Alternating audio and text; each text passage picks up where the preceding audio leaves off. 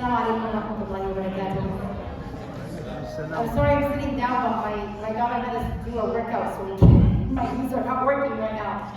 رب اشرح لي صدري ويسر لي امري واحلل عقدة من لساني يفقهوا قولي. So inshallah, the topic that I was given by Banan, first of all, I just want to say that I was very honored that Banan invited me to come speak at the camp with people. I know many of you, and I love, subhanAllah, all of you. But also, I think the topic was an excellent one, especially given the state of the world today. And it's a presentation that I really enjoyed putting together the story of that presentation. And the topic that I was given is the effects of rushing to Allah in accordance with the ayah, which is the theme of the camp, on mental health, the family, and society.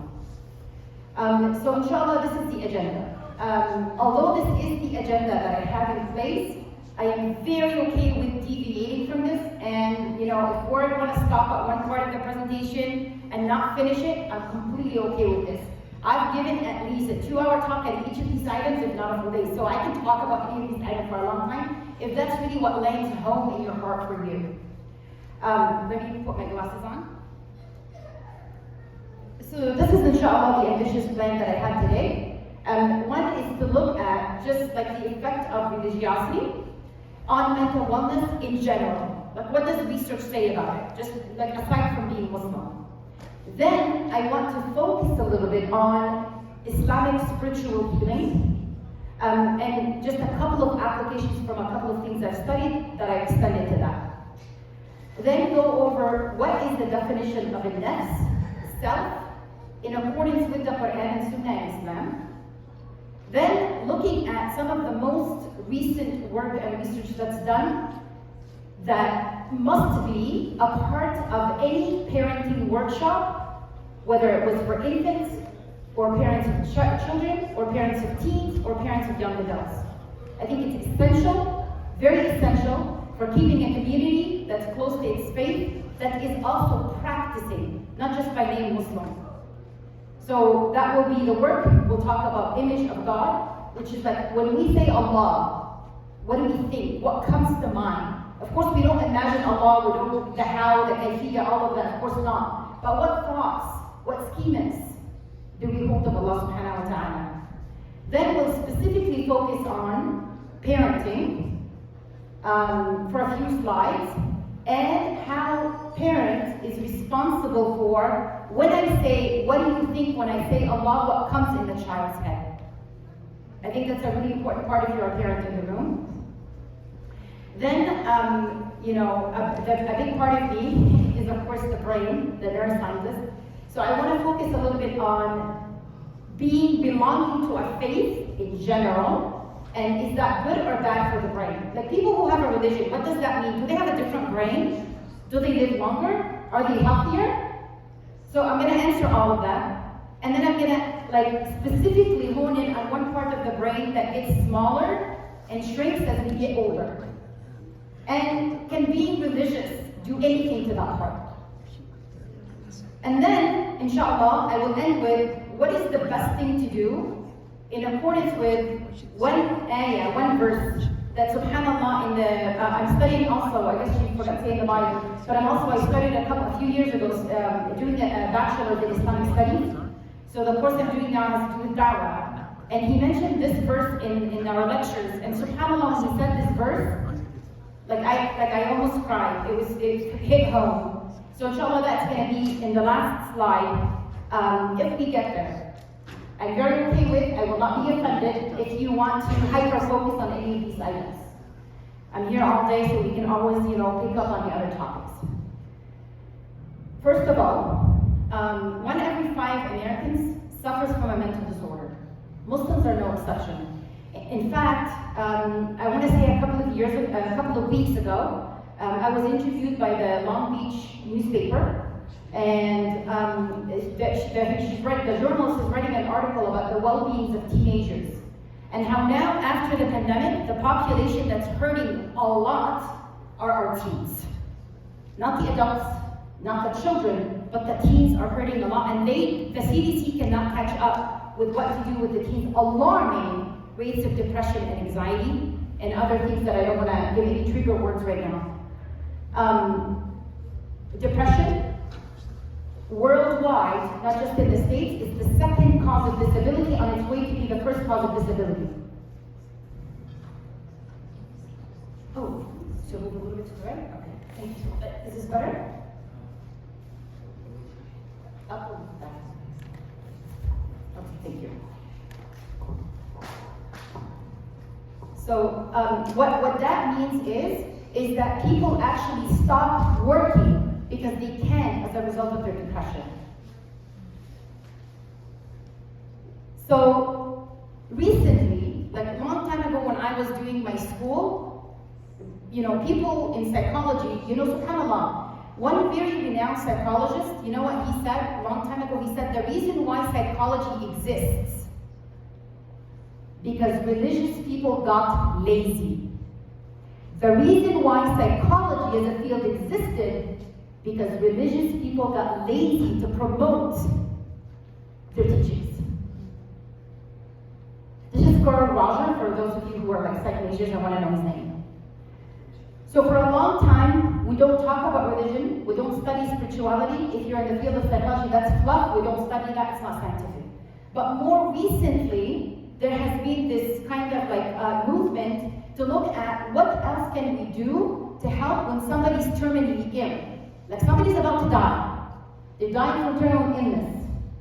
What can we do? Khalas, medicine cannot do anything except numb the pain. That's when they actually get a spiritual leader to come in to speak to that person in the end of their days. But why wait till somebody's end of the day to start asking questions about God? Doesn't make sense, does it now? At the end of your life, now we're going to introduce the idea of God? Doesn't make sense.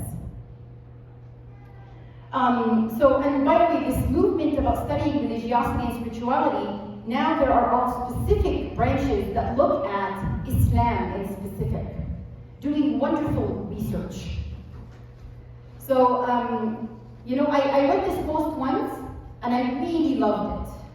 And the Sheikh, I think it was Sheikh Jamal Diwan, he was writing that we shouldn't tell our kids that when you focus on your studies, don't forget about your deen. He said, when you are doing your deen, don't forget about your studies. It's a big difference. My kids all went to Islamic school, and one is still going to Islamic school. I had a big beef with the idea of saying core subjects are science and math and English. And for some time, Quran and Islamic studies doesn't even count in your GPA. It's non-core subjects. Come on, people. You have your world upside down. You're saying to the child, core is dunya and akhirah is marginal and hamish. Kids pick up these things. But what studies show is that actually, when you raise a young man or a young woman who is very spiritually strong and practicing of their faith, this is a study that was done by UCLA. They followed students, and that's a very competitive university. They followed students for many years, and what they saw was that students who were spiritual and religious, they actually did very well academically. They had leadership positions and psychological well-being.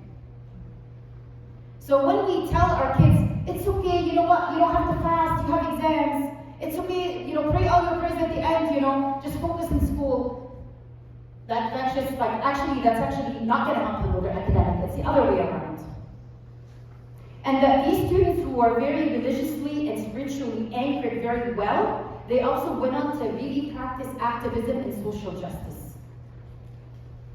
So if you want your child to be in leadership positions, if you want your child to do well in school, you actually want them to be practicing Muslims and spiritually oriented. But we'll talk about the howness and that piece later on in the presentation, inshallah. Okay, this is, Dr. Kenneth has a big center, I believe it's at Duke University, just dedicated to studying mental health and religiosity.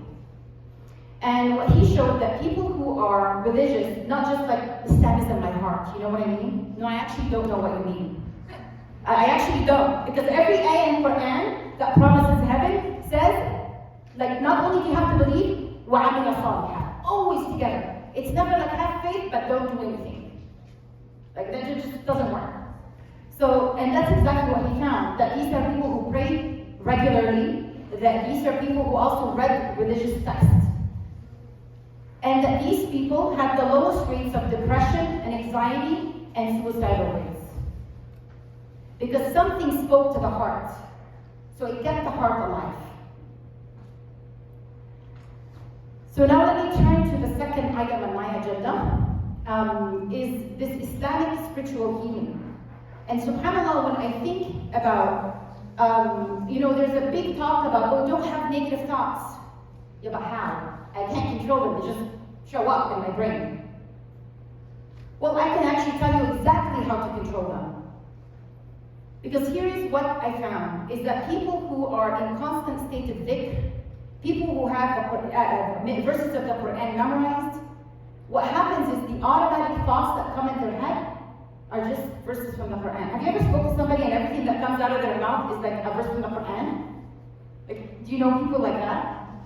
Right? Like, so then when somebody dies, they're not saying, why is it me? They're saying, inna lillahi wa inna ilayhi raji'un.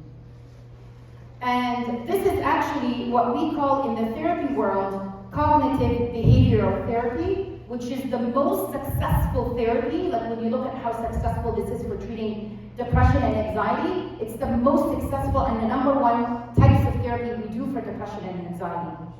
So your cognitive has to do with thoughts. That if I can teach you to control your thoughts. Second, I teach you to observe and notice when you make thought errors, what are called the cognitive errors, such as all or nothing. Right? I'm either religious or not religious. Right? Then what happens is the behaviors change.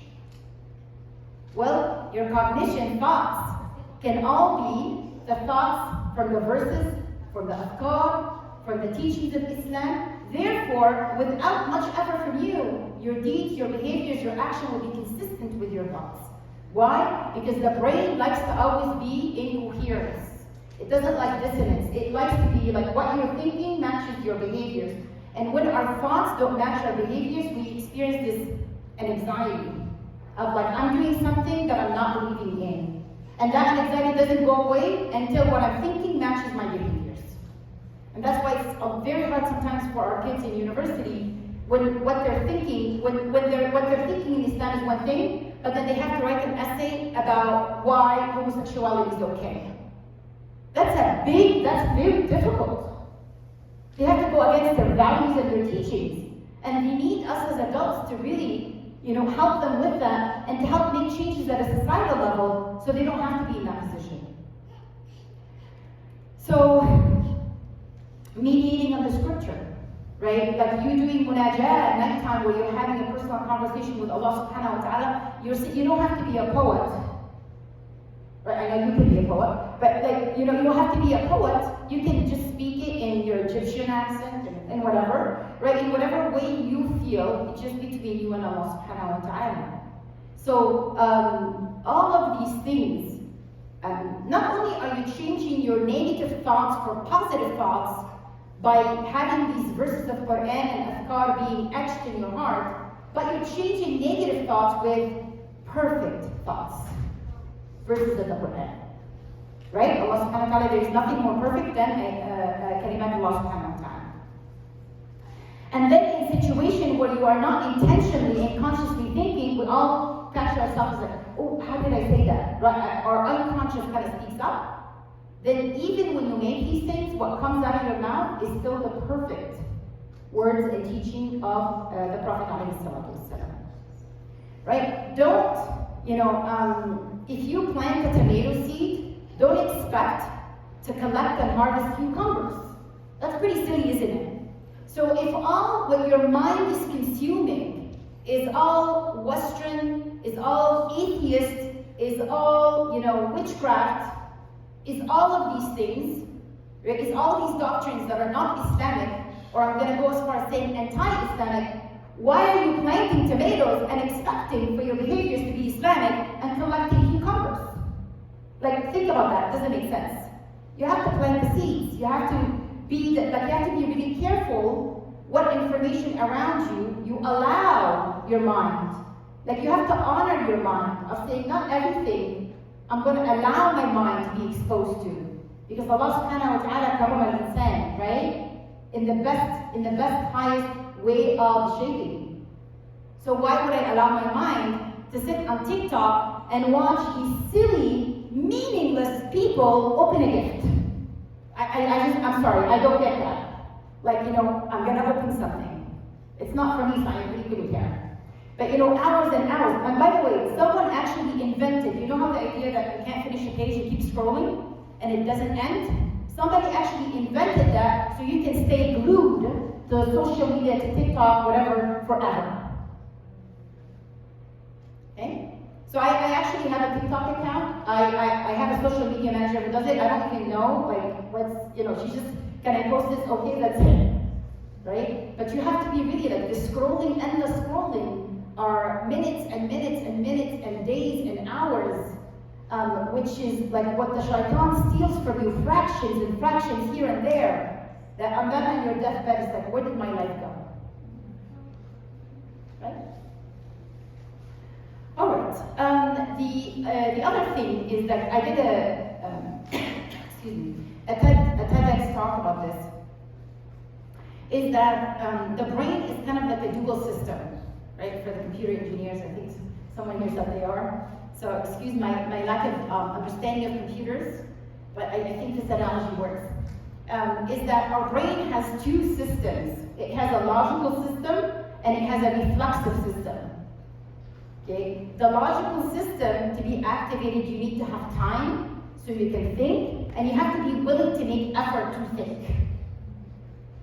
Your reflexive part of the brain doesn't need time and doesn't need effort. It's just what kind of like a mental reflex, what just comes up. Like when people are racist or whatever, they have to think about it. So you can set up your reflexive mind to not have that much effort or need that much time to be consistent with as-sirat al-mustaqim, as you were saying earlier about the agency. Or you can make it so difficult, and that's I think what we do to our youth, is that the reflexive mind is not set up to the compass of Islam. But at the same time, we expect them to be practicing Islam. It's hard, right? Like, so they have to remember when they're on campus to pray 5 times, and they have to pray on time. And before this, they have to find a place to make wudu, and the wudu has to be sound for the salah to be accepted. They have to keep gender relationships okay between a young man and a young woman. They're only talking about, university stuff. But they're not going to be like, hey, so how was your weekend? Right? They know like the limits of that conversation. If Islam is not a part of their heart, of every cell of their body, of their reflexive mind, that needs a lot of effort for them to do. But if from when they're young, this is all they do every day, then they have so much tutoring. They have so much practice. So this becomes easier for them when the world becomes hard for them. Does that make sense? Okay. By encouraging things that for memorization and also understanding what they're reading, it's better to memorize little and actually understand what they're saying. The Sahaba sometimes wouldn't go beyond 5 ayahs until they really know it, right? And also teaching them an afkar, right? The script of every morning and every night. These are things like, and then some youth are so cute. They'll be like, okay, I did the afkar, and then I'm gonna play the music after. That's okay, at least they did the afkar. And if they have the 20-minute one, they probably won't have time to listen to something else. So I find this verse, subhanAllah, so beautiful. And excuse me, please forgive me if I make mistakes reading this. الذين آمنوا وتطمئن قلوبهم بذكر الله. ألا بذكر الله تطمئن القلوب. It's like the cause of your calm heart is remembering Allah. And the only way to remembering Allah is by doing dhikr of Allah. The cause and effect, the cause becomes the effect, and the effect becomes the cause. Think about that for a second. right? Let me read the English. Those who have believed and whose hearts are assured by the remembrance of Allah, unquestionably, notice the word unquestionably, like there's no doubt, 100% sure. By the remembrance of Allah, hearts are assured.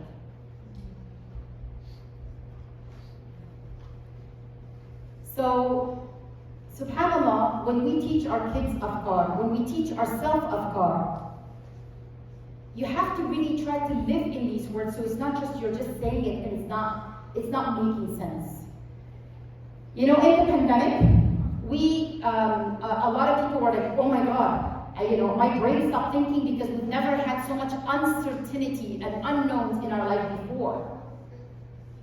But then the real Muslim says, what do you mean? The whole dunya is uncertainty. Yaqeen only exists on Judgment Day. The only certainty we know is on Judgment Day. This is nothing new for us. So Muslims who had that kind of attitude did very well. People who were very uncomfortable with uncertainty, because before the pandemic, if you want to know the prices of the house next year, we can look that up with an algorithm. If you want to know how much the stocks go up, you can look that with an algorithm. Now you can GPT chat everything, right? But all of a sudden, everything that we knew how to predict, we don't know how to predict. You know, one day you have to wear masks. The next day you don't have to wear masks. One day you have to be 6 feet apart. One day you don't have to be. And like at my university, the department changed the law so many times. So I find these afkar, if you really sit and understand them and service them to your mental state, that they do magic. And these are parts from like the afkar of morning and night. For example, we are in a state of worry and anxiety, fear of the unknown, which is the state of the world, I want to say always. أصبحنا وأصبح الملك لله رب العالمين. اللهم إني أسألك خير ما في هذا اليوم. Oh Allah, I ask you the best of this day. I don't know what this day is about. I don't know what's going to happen today, but I want the best of it. فتحه ونصره ونوره وبركته وهداه وأعوذ بك من شر ما فيه. And I seek refuge from what? Anything bad that's in it. Imagine saying this at the beginning of the day.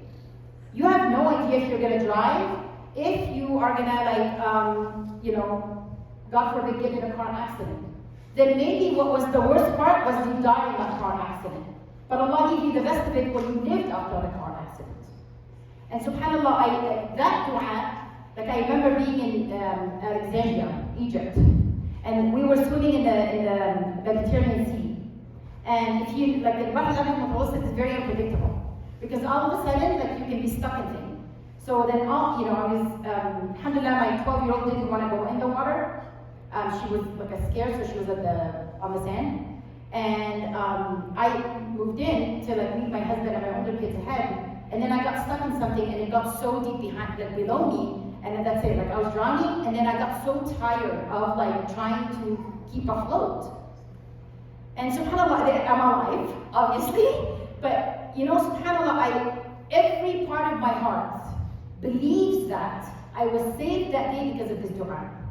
I'm gonna have goosebumps now, but subhanAllah, I really believe that when I asked Allah to give me the best of that day, He chose that, okay, you're not gonna die, you'll go back with your kids and husband back to Los Angeles.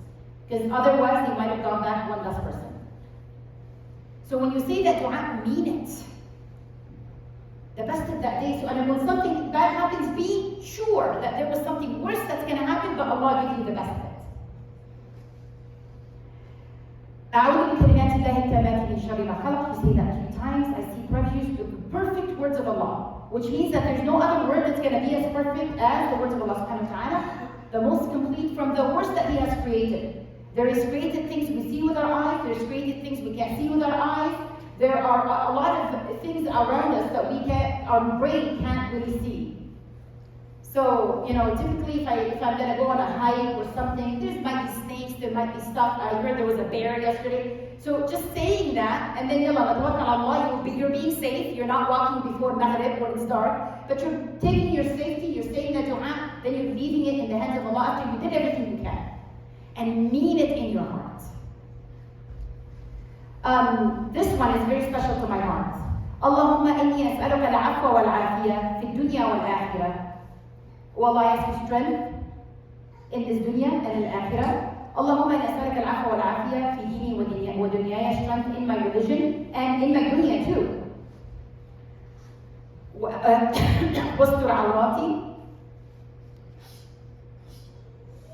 واستر عوراتي, hide, my privacy. وآمن روعاتي, which is the best part of this dua for me, which is hide my weaknesses. And hide my weaknesses. That's so strong that when someone is socially anxious, which means that they're so worried about being judged, about walking, tripping, somebody seeing them and getting embarrassed. And some people have it to a way where they're clinically, socially anxious. But to say that, Allah hide my weaknesses. And walking and being like, I know, I'm wearing glasses that shelters all my weaknesses. Because Allah SWT. واحفظني من بين يدي ومن خلفي وعن يميني وعن يساري ومن فوقي وأعوذ بك أن أغتال من تحتي. And protect me from in front of me, behind me, from my right, my left, my top, below. When my daughter was young, Jannah, before she goes to sleep, in order for her to sleep on her bed by herself, when she was very young, I tell her that, how would you like to go to sleep? And I leave you with 6 bodyguards. 6 bodyguards to protect you. She's like, I think that's good. I will. From the front, there will be front, right, left, back, top, below. So she was saying, can you read me the safety dua? She calls it the safety dua. When she was a young toddler, she calls this the safety dua. And then when they memorize Ayat al-Kursi, if you tell your child, listen, even if I'm sleeping next to you, I might fall asleep. But I'm going to leave you with the Hayyul Qayyum. He doesn't fall asleep, doesn't need to nap, doesn't blink.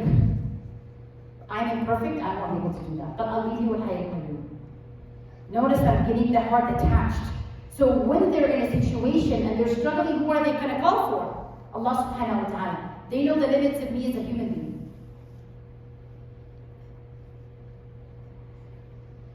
Narcissistic tendencies, people who think they're the world and more. اللهم أنت ربي لا إله إلا أنت خلقتني وأنا عبدك وأنا على عهدك ووعدك ما استطعت. أعوذ بك من شر ما صنعت وأبوء لك بنعمتك علي. I admit that all these blessings are from you. Another one that I really love, let's say I have an event and it goes really well, to remind myself, I love this dua that my shaykh, he always started the lecture with. اللهم إني أبرأ إليك من كل حول لي وقوة. Oh Allah, I'm basically all my strength and everything that went well here in my seminar is because of Allah. Because it's the strength that you enable me with. People who have self-doubt, social anxiety, they're worried about judgment from people. يا حي يا قيوم برحمتك أستغيث أصلح لي شأني كله. Make all my matters well for me. Can you ask your parents, can your parents make that guarantee? No matter how much your parent loves you, they will never be able to make that guarantee for you. That they will be guaranteeing that all of your umur, all your stuff is going to be good for you. And وَلَا تَكَلِنِي إِلَى نَفْسِي طَرْفَةَ عَيْنٍ. And don't lead me to my desires, to my nafs, for a blink of an eye. I actually also love that dua to make for my own children. When they're not in front of my eyes and they're out there in the world, I make this dua for them. And then I just change the pronoun to be for my, my daughter or whatever, so that I leave them not to their nafs and not to their desires, so I leave them in the hands of Allah. I love that dua. The other one I love for my children is Allahumma inni istawda'tuka nafsi wa zawji wa awladi. Now I'm like الذي لا تضيع ودائعه. And it's funny because when my little one repeats that dua, she says, Allahumma inni istawda'tuka zawji. Oh Allah, I left my zawj, my husband.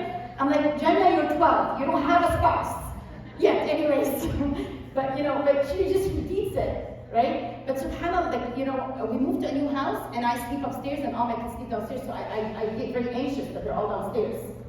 So then, subhanAllah, wallahi, this is a true story. I started saying that dua and istawda'tu all my kids to Allah subhanahu wa ta'ala, and like that, and anxiety is gone from my heart. Because Allah will protect them better than me. This one is also close to home, especially after the pandemic. In 2020, I got COVID, and I got pretty sick with COVID in and out of the emergency room before the vaccine. Of course, when the vaccine came out, I took all of them. But then as a result of COVID, I have struggled with long COVID for like 3 years. And one part of long COVID is that you get episodes of chronic fatigue where you're extremely tired. Like what you used to be able to do before, you can't. Like you're really tired, like to the extent of like you can't even take one more step. Like very like tired, I mean like extremely tired. And when I used to say that dua, like okay, whatever, I have it memorized, that's nice. But I never like felt it in my heart till really I struggled with chronic fatigue. Allahumma afini fi badani. Wallah, like you're asking Allah for strength in your body. Allahumma afini fi sam'i, in my ears. As we get older, we all need that one. Allahumma afini fi basari, in my eyes, to give you strength in your eyes. La ilaha illa ant. Allahumma inni a'udhu bika min al-kufri wal-faqr wa a'udhu bika min adhab al-qabr. La ilaha illa ant. So when you use the dua and you really feel it in your heart like that, and you are confident that it will be executed, somehow it works. So subhanallah, you know, in psychology you study many models of what's ego, what's the self, right? A lot of them sometimes are actually looking at the self as this inferior thing. Like Freud, for example, thought really bad things about the self. But if you think of Islam, the different developments of nafs, al-Marwa Azab, a self that's inclined to evil, which are typically souls who allow desires to take over, to allow pleasures. So instead of them mastering their pleasures, pleasures master them. And that's a very important lesson for the youth today. In fact, for my Tazkiyah 2 class, I did my research paper on desires and those who take their hawa as their Lord. And when I was doing this, I started screaming. I started to have goosebumps. And people that, like, I was in Canada with my mom, she said, what's going on? And I'm like, Mama, I found this book for Ibn al-Qayyim, like decades ago, that he wrote about how do I translate this? Like, this pleasure, or like not following your desires. And he listed 50 things of why when people follow their desires, not only do they end up with depression and anxiety, but they actually end up finding the things that bring them pleasure, they bring them misery. I teach a course about addiction and people who do heroin and cocaine and things like that. And then for the longest time, so any drug that you do, by that I don't mean just heroin and cocaine, I also mean food, I also mean intense pleasure in watching TV, internet consumption, pornography, whatever it is. Nobody's not addicted to something. Nobody's above anybody. That over time, what happens when you stop doing it, you get the opposite. So this brings you pleasure, so you're in a constant state of anxiety and depression. What Ibn al-Qayyim said was amazing, not just because of that, but because recently somebody actually wrote a book called Dopamine Nation. This is a secular person, she's not Muslim, nothing like that. She wrote, the thesis of her book is that people in America are miserable and they suffer from an anxiety and depression, and 1 every 5, and anxiety is 1 every 3, by the way, because they indulge in pleasure. I'm like, dude, Ibn al-Qayyim said this like 1,000 years before you. And he actually has like very systematically 50 things. Beginning with you ask Allah subhanahu wa ta'ala for assistance. Then the nafs al-lawama, which is like, you know, you're in between, you're kind of like fighting with yourself. Jihad al-nafs. And then at the top, al-nafs al-mutma'inna, the tranquil, calm self. Not that it has nothing bad happening to it, but that even when it has hardships, it has acceptance and it has love. So you see how this is growth. You know, you go in one stage, you can always still aspire to a nafs al-mutma'inna.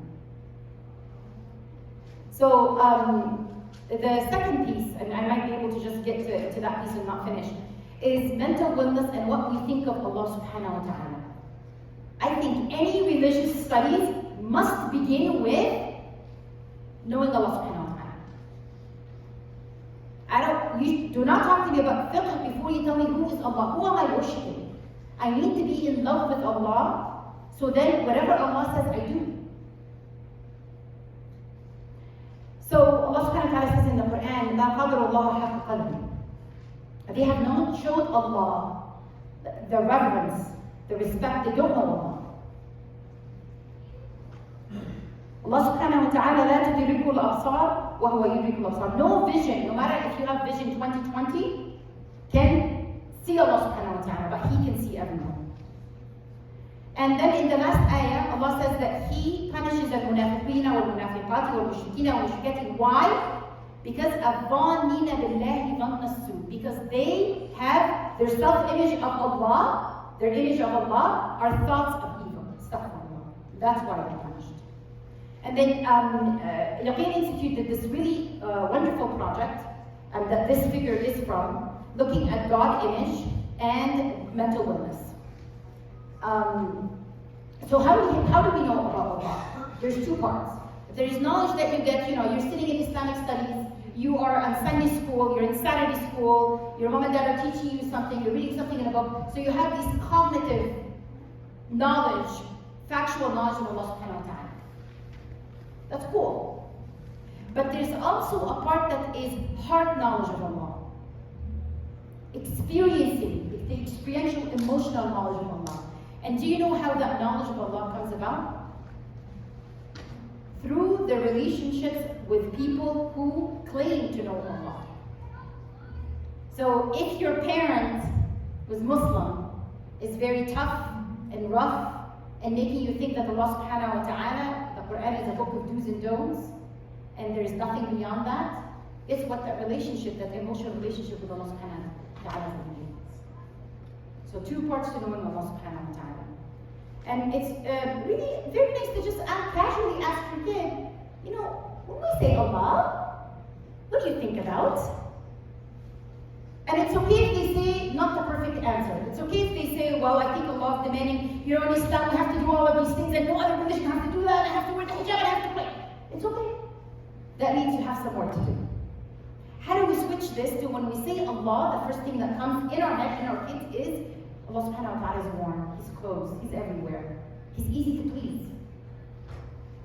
Because when they think that of Allah, then they're religiously secure, but also mentally very well. So actually we'll skip that in the interest of time, and this one. So I love this hadith. Let's say, I think if someone asks, who's Allah? I think this is the perfect answer. This hadith is the perfect answer. Who's Allah, Mama? Who's Allah, Baba? عن أبي هريرة رضي الله عنه قال قال النبي عليه الصلاة والسلام يقول الله تعالى. So this is a hadith قدسي. أنا عند ظن عبدي بربي. أنا عند ظن عبدي بي. وأنا معه إذا ذكرني. فإن ذكرني في نفسه ذكرته في نفسي. وإن ذكرني في ملأ ذكرته في ملأ خير منه. وإن تقرب إلي بشبر تقربت إليه ذراعا. وإن تقرب إلي ذراعا تقربت إليه باعا. وإن أتاني يمشي أتيته هرولة. This is what I would answer him. Who's Allah?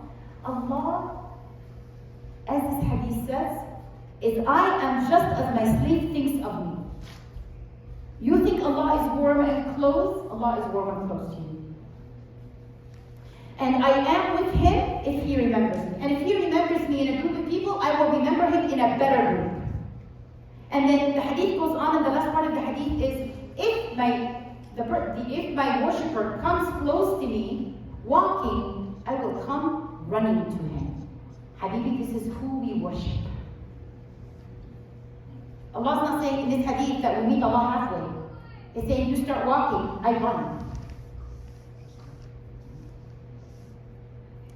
So research has shown that parents and the way we parent really contributes to how the child thinks when we say the word Allah. And this hadith, Rasul said, we are all born Muslim. So it's really the parent who makes the child Christian, Jewish, or atheist. That means there's a big part that we play in that. And what's really cool is that how the child is attached to the parents, if there is a secure attachment, means that the child feels loved by the parent. The child feels valued by the parent. There's consistent, consequences for behaviors. That this child grows up, and there is like tons of research on this, to live longer, to get married longer, is likely to get divorced, to be successful, to be academically an A student. If the child has an insecure attachment with the parent, and there's two types. There's the avoidant type of parent, which is the one that's like, okay, like, humma hayrabu nafsuhum. Just go and watch TV. Like, TV is like the least paid babysitter. And yeah, they will just magically learn. Like, so a lot of parents think that their kids will, especially parents who grew up back home, they really take it for granted that the common sense Islamic things that is not okay. Your child doesn't know because they didn't grow up back home. So that kind of child grows up to be an adult who's very distant. It's very hard for them to fall in love. It's very hard for them to get married. They're very self-sufficient. They don't want to be dependent on anybody. Often they get divorced for obvious reasons. And then anxious attachment, this is the parent that sometimes I love you and I want to connect, and sometimes I'm very unpredictable. My love is very unpredictable. My consequences are very unpredictable. These people grow up to be, also have difficulties in the relationship. They're very possessive, they're jealous, because they don't want to lose. If they have a connection, they want to grab into it, they don't want to lose it. Well, as it turns out, your attachment style to your parents also predicts your attachment to Allah subhanahu wa ta'ala. That most teens who have a secure attachment to their parents, they end up having a loving image of Allah subhanahu wa ta'ala. So, and this is like a part of a longer workshop where we do exercising for the teen and the parent. This is one exercise in that workshop. The parent looks at the teenager and says, or the child and says, when you ask me for my time, what do you think I will do? And it's okay, don't be scared for the answer, because even if it's not the right answer, it will become the right answer, because now you're aware. Most of the time, I know you will give me your time. Obviously, that's a good answer. Or, I don't know what to expect when I ask you for your time. That's more of an anxious, attachment. Or, I expect rejection when I finally get your attention.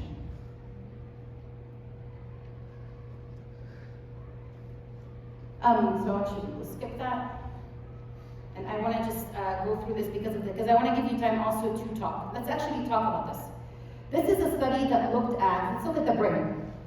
So this was a very long study that actually took images of the brain, MRI images of the brain, and also measured religiosity, how religious and spiritual people were, over a 10-year period. But some people had depression runs in their family. So their mother or their grandmother or their father or grandfather had depression. And now I'm studying the grandchild. And some people didn't have depression in the family. And what they found was unbelievable. That people where depression runs in their family, that being religious cuts your risk of depression by 1/4. Chops it, divided by 4. Even if depression runs in your family. But I think that's not the cool part. The cool part is when they did the MRI, they actually see that your brain grows. It gets thicker. Because depression actually shapes the brain, like your brain gets thinner. And religiosity can actually grow some brain back. SubhanAllah. The other thing is that let's look at the one part of the brain that gets smaller as we get older is your frontal area. That's why we can be more impulsive. That's why maybe sometimes mother-in-law and father-in-law might say things that are inappropriate. Forgive them, we're all going to be there. Right? Because, that frontal part. And also, but if it gets too small, too fast, you get Alzheimer's disease and dementia. May Allah protect all of us. And depression. So the question becomes, can then I slow down the aging of my brain, and specifically that frontal lobe, which is like the frontal lobe is frontal area is the part that's biggest in human more than any other species. So it really what makes you human. Can I rescue this by being more religious? And the answer is absolutely yes. The answer is absolutely yes. That people, this is a study that they did also, that people who were religious, that they had a slowing of aging in that part of the brain. So if you want to reduce your chances of dementia, you should become religious. Okay, I want to take the example of Quran, because I can't believe, like I was talking to my husband one time and I was saying, you know what's so interesting is that Ash-Sha'rawi did not get dementia. And Minshawi, all of the readers of Egypt of the Quran were members of the Quran, none of them got Alzheimer's. And I'm sure the diet was worse, and I'm sure they were poor, they had everything. So how come they never got Alzheimer's? How come that their memory wasn't affected? Like if you ever listen to Al-Sha'rawi, I'm not sure how he remembers these things. What is it about them that they're able to remember them? Think about the number of things when you memorize Quran that actually tackles all parts of the brain. Because the more you use parts of the brain, the better you maintain it. So when you memorize Quran, you have to remember which ayah goes before which ayah. We call that temporal memory, like memory that has to do with sequence of time. That's one part of the brain. Some people, mashallah, they will say, oh, this ayah is on page 6 that happens to be on this side of the Quran in the middle. Right? And subhan, that's spatial memory in someone else in the brain. Your growing brain cells there too. And some people contextual. They say, oh yeah, when I was learning this book, I actually was doing this and these people. That's contextual memory. In somewhere else in the brain, your growing cells. Let's go to tafsir. Right? Contemplation, which is, that's an actually order in the Quran. That our religion is like that religion that says use your brain, don't turn off your brain. أَفَلَا يَتَفَكَّرُونَ, like أَفَلَا يَعْقِلُونَ, so many times in the Quran. That's frontal lobe. That's frontal lobe. To just sit and think about a verse. So some of the Sahaba prayed an entire night with one verse. An entire, is it because they were bored and they wanted to finish fast? Like some of our kids who do Qul Huwallahu Ahad for all the salawat? No. Because they really were contemplating that verse. Look at how the Sahaba grew up to be old and so cognitively sharp. I highly believe it's because of these activities. Tajweed targets parts of the right hemisphere because of the intonation, the prose, the pitch, the frequency. That's what the language centers in the right hemisphere. All of this by just memorizing Quran. And subhanAllah, my mom memorized her Quran after we all got married and had kids. Like at a really old age. And she finished memorizing all of it. So it's never like too late, even if you just do a verse. I'm pointing the fingers at me big time. Okay, so I think let's end with this so I can allow you to also talk, so I'm not the only person talking. As I think about everything I studied, you know, I did psychology, I did a master's in counseling psychology, I did another master's in research psychology, and then I did a PhD in neuroscience. And then Islamic studies. And then there's my experience in the world. When I put all of this together, I think of the world like this. That if you think of the y-axis as your image of God, right? Up is obviously a positive image of God, and down, may Allah protect us, not so positive. And if you think of the x-axis as life events, the world is, you know, green on your side, you have wealth, Allah subhanahu wa ta'ala blessed you with kids. Well, that's negotiable, but good things happening to you on the right. On the left are hardships and tribulation. And that we all know, as Surah Al-Baqarah and a lot of other verses, Allah subhanahu wa ta'ala says that every person is going to be tested. That is actually the law of dunya. That's not an exception when it happens, by the way. So people who have high positive image of Allah subhanahu wa ta'ala, they know Allah. They know Allah. That when life is good for them, and they have the wealth and the kids and every good career and all of that, they are in a state of gratitude and helping the less fortunate. The Prophet was promised Jannah. Why is he doing all night prayer? He says, well, shouldn't I have gratitude for Allah for granting me Jannah? If the person has a positive image of Allah subhanahu wa ta'ala, may that be all of us and our children and and bad things happen to them, so this side. Then hardships are going to happen anyways, tribulations are going to happen anyway. Then what they still have inner peace. They have acceptance, rida, they have resilience, and they actually grow from their traumas.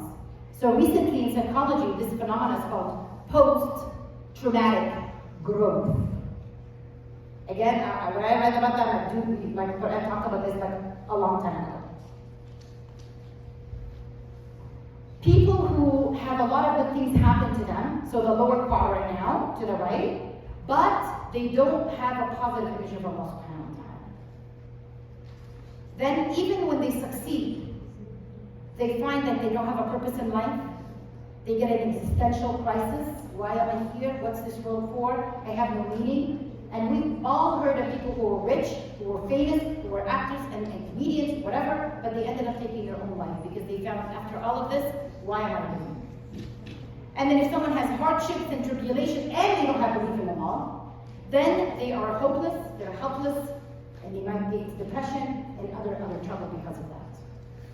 So I think inshallah, I've been talking for almost 52 minutes, so I'll stop. Actually no, I will stop with this. Where to start, because I did say I'm going to share my favorite ayah that I learned in my da'wah class, because I'm a public speaker. And this verse subhanAllah made so much, just touched my heart. مَنْ أَحْسَنُ قَوْلًا مِمَّنْ دَعَا إِلَى اللَّهِ وَعَمِلَ صَالِحًا. The best of speech, the best of things that you can do is to perform da'wah, invitation to Allah, and do good. And where you should start with da'wah is with your own people. We should do da'wah to Muslim people. Right? You start with وَأَنذِرْ عَشِيرَتَكَ الْأَقْرَبِينَ. You start with who? People in your house. People that you know. In the kindest, loving, accepting patience. If you're not going to have patience, maybe this is not for you. Or maybe you can ask Allah for patience. Jazakumullah khairan, you guys were so patient. I will take some questions now. Jazakumullah khairan.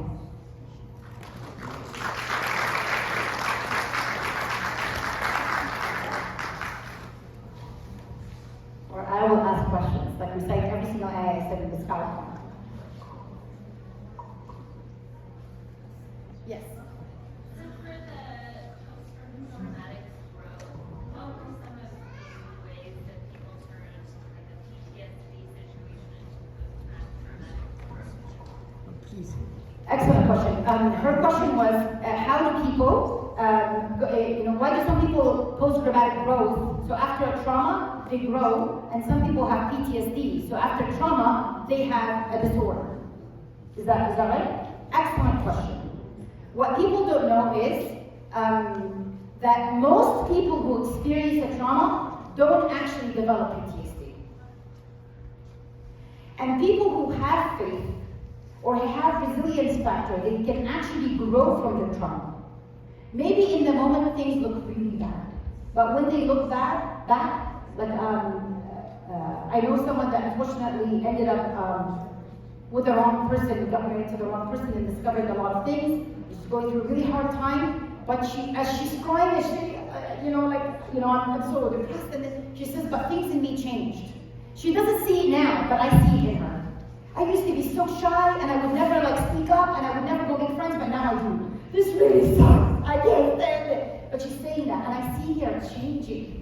She's not going to see it now, but she will look back, and she will have post-traumatic growth because she has that faith. Any other questions?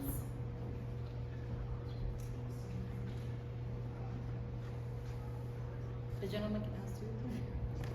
So, Marwa, just a comment.